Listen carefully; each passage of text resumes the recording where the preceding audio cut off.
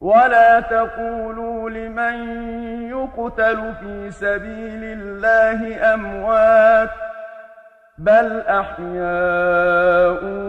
ولكن لا تشعرون ولنبلونكم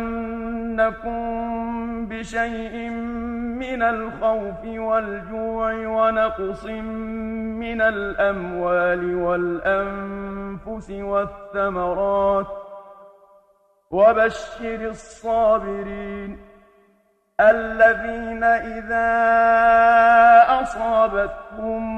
مصيبة قالوا إنا لله وإنا إليه راجعون أولئك عليهم صلوات من ربهم ورحمة وأولئك هم المهتدون إن الصفا والمروة من شعائر الله فمن حج البيت أو اعتمر فلا جناح عليه أن يطوف بهما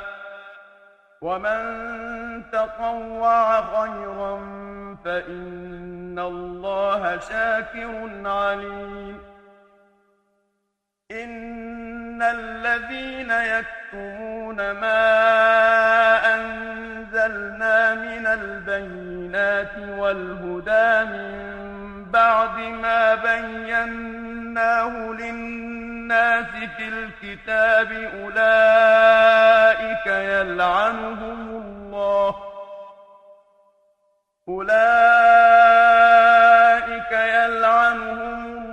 ويلعنهم اللاعنون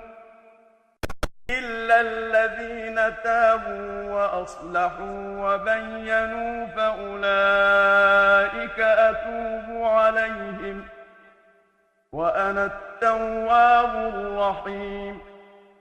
إن الذين كفروا وماتوا وهم كفار أولئك عليهم لعنة الله والملائكة